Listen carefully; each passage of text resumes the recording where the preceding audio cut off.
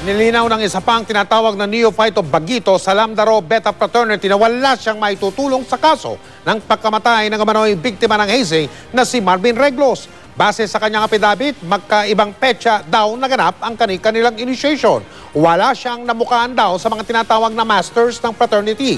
Ayon naman sa abogado ng pamilya Reglos, ang importante ay napatunayang merong ang nagaganap na pananakit sa naturang fraternity na katutok si Ian Cruz. Bumuhos ang pigati sa libing ni Marvin Reglos sa Burgos, Isabela nitong Sabado ang freshman law student ng San Beda College. Isang signature campaign din ang kanilang inilunsad para hikayatin ng eskwelahan na bumuo ng legal team na tutulong sa kaso. At para nga'y pagpatuloy ang laban, nagsadya kanina sa National Bureau of Investigation ang kapatid nito kasama ang kanyang pinsan at kanilang abogado. Dumating din ang Antipolo Police, ang lead agency na nag-iimbestiga sa kaso. Sa kanilang pakipag-usap sa NBI, tiniyak daw ng ahensya ang pakikipagtulungan. Lahat ng impormasyon bibigay sa amin. Willing silang makipag-cooperate dahil kami ang lead agency. Lahat ng suporta bibigay sa amin. Natutuwa naman kami. Kabilang sa naibahagi ng NBI sa Antipolo Police at Pamilya Reglos ang affidavit ng neophyte na isa raw sa kasama ni Marvin sa initiation rites sa Antipolo City. Pero ayon sa NBI, base sa salaysay nito, wala raw itong alam sa hazing ng Lambda Rho Beta Fraternity kay Marvin. Sir, magkasabay sila ni Reglos? Hindi. Ang para sinasabi niya doon is nangyari sa kanya noong February 17. Di ba yung kay Reglos is February 18? So, nauna siya? Oo. So, wala nga siyang alam dun sa nangyari? Ayon sa kanyang affidavit. Base sa affidavit, first law student ang neophyte na naingganyong sumali sa Lambda Group. Siniguro raw sa kanya ng leader ng grupo na si Eduardo Escobar II na indoctrination lang ang ginagawa sa initiation rites. Wala raw nagaganap na karahasan, lalo't may congenital heart disease raw ang neophyte. Pebrero 17 ng gabi, ilang masters ng frat ang kanyang kinatagpo sa labas ng San Beda College. Pero di raw niya nakita ang mukha ng mga ito dahil nilagyan siya ng piring at isinakay sa likod ng kotse. Nang dumating sa lugar, nagulat na lang daw siya nang pagsasampalin at saktan siya sa iba't ibang bahagi ng kanyang katawan. Hinagupit din daw siya ng sinturon habang nire-recite ang principles ng Lambda Rho Beta at pinatayo siya saka hinataw ng paddle. Doon na raw nag-quit ang neophyte dahil hindi na niya kaya. Inihatid raw siya ng nakapiring at iniwan sa isang kalye malapit sa San Beda College. Nakapasok pa raw siya ng Pebrero 18 at sinabihan ng mga miyembro ng Lambda Group na ilihim ang insidente. Pebrero 20 raw nang mabalitaan niyang may namatay na neophyte sa hazing na taga San Beda College. Dahil lumabas sa follow-up reports ang kanyang pangalan na higit na nakaapekto sa kanyang sakit, nagpasya raw ang kanyang pamilya na bumalik siya sa probinsya para magpatingin. Bumalik daw siya ng Maynila upang linisin ang kanyang pangalan. Wala rin naman daw siya maitutulong sa kaso dahil limitado raw ang kanyang nalalaman at nakakasama na ito sa kanyang kalusugan.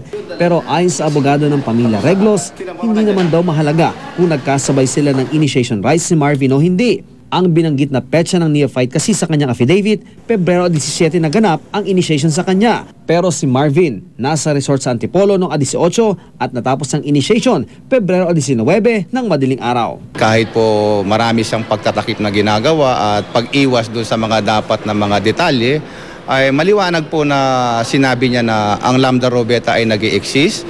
Merong isang fraternity na ang pangalan ay Lambda Rho Beta at merong initiation rites bilang isang requirement para ay kayo makapasok. Ian Cruz, Nakatutok, 24 Oras. Nilinaw ng pamunuan ng GMA Network na walang nangyayaring negosasyon sa pagitan ng GMA at ng negosyanteng si Manny V. Pangilinan.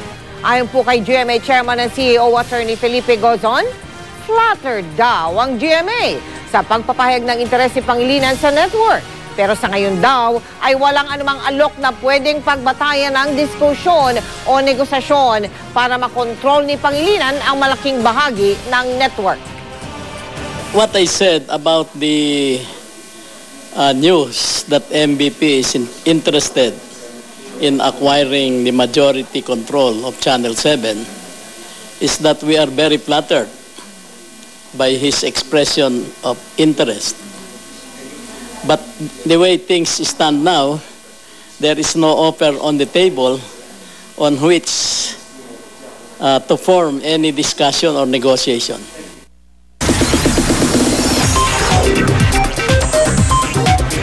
Chika Minute!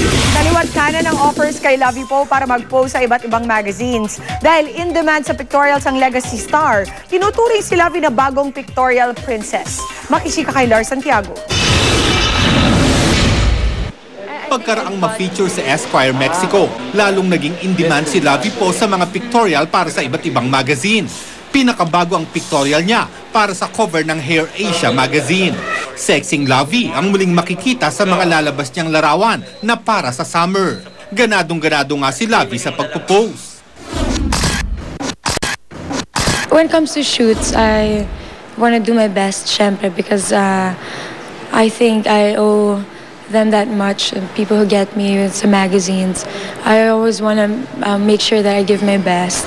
Walang reklamo si Lovie sa mga ipinapagawa at ipinapasuot sa kanya ng stylist. Dahil sa pagiging in-demand niya sa mga pictorial, tinatawag na siya ngayong bagong pictorial princess. Talagang pictorial princess kasi she's very young at saka ang galing niya mag-emote. Grabe, ngayon lang ako naka-encounter ng cover girl namin na ganito. Hindi mo siya nakailangan turuan. Meron siya talagang, yung alam mo yun, yung iba siya mag-emote. If that's so, I really am thankful na because doing shoots is one of my favorite things nga to do. I never expected din naman na marami akong gagawin na gano'n. I'm just happy. Happy rin si Lovie sa itinatakbo ng primetime soap nila ni Heart Evangelista at Alessandra De Rossi, ang Legacy. Gusto raw ni Lovie ang takbo ng istorya at natutuwa siya sa mga nangyayari sa kanyang character. Maraming magagandang mangyayari sa Legacy. Excited nga ako pag nasa taping ako. Excited na ako gawin kasi napakaganda talaga, napakagaling ng writers, pati ng director namin. Lars Santiago, updated sa Showbiz Happening. Halos kompleto na ang cast para sa inaabangang comedy film na Boy Pick Up the Movie. Plano rin ng production team na imbitahan ang palaban sa pick-up lines na si Senadora Miriam Defensor Santiago. Makisika kay Aubrey Carampel. Bakit? 2012 ay leap year. Tuloy na ang Boy Pick Up the Movie na pagbibidahan ni Ogie Alcacid bilang Boy Pick Up himself, ang sumikat na karakter sa Bubblegum. Pinag-usapan na ang magiging takbo ng storya na iikot sa buhay ni Boy Pick Up sa labas ng pick-upan. Excited kami ni Mother, excited kami ni Rosel, of course, ng GMA Films. So, may konting pressure, syempre. So, kailangan yung movie ma-prove natin kung bakit naging ganun kahalaga si Boy Pick Up sa buhay ng mga bata ngayon. Makakatambal ni Ogie si Solen Yousaf bilang si Angel. Gaganap naman sa isang special role ang Pinoy rock legend na si Pepe Smith. Si Sam Pinto pa rin ang gaganap bilang Neneng B. Hindi rin maaaring mawala ang sidekick ni Boy Pick Up na si Erin Niemann. Excited na rin ang Survivor Philippines comic duo na sina May at Betong na kasama rin sa cast. Hindi nga raw nila akalain na magkakapelikula na sila. Sobrang blessing na yung tandem talaga namin. Talagang buo pa rin. Sa TV, then ngayon naman movies. Tsaka parang shucks, kinikilabutan po ako. Parang lumevel up. Wala dun sa walang bayad na. Hindi na nga nagpatumpik-tumpik pa ang dalawa at agad na nagpasiklaban sa kanilang pick-up lines. Snatcher ka ba? Bakit? Itsura mo snatcher eh. Meron ako. Impact ka ba? Impacto ako. Kala mo ha? Alam niyo na impact ka bakit? Impacto ka kasi. At para raw mas exciting ang pick-upan, iniisip na ng produksyon na mag-imbita ng mga kilalang personalidad na maaaring mag-cameo sa pelikula, gaya ni Senator Miriam Defensor Santiago, na ilang beses na ring humirit ng pick-up lines. Minamalat na naman ang puso ko. Paano kasi? Laging sinisigaw ang pangalan mo. Pinagdadasal po namin na sana makuha natin sina Senator Miriam, sana makuha natin yung iba natin pang mga mini-meeting magka-cameo. Kasi interesting na makita sila sa pelikula. Aubrey Carampel, updated sa Showbiz Happening. At yan ang mga maiinit kong chika this Monday night. Tutok uli bukas for the hottest in showbiz. Dito lang sa Chika Minute. Ako po si Pia Guanyo. Mel, Mike?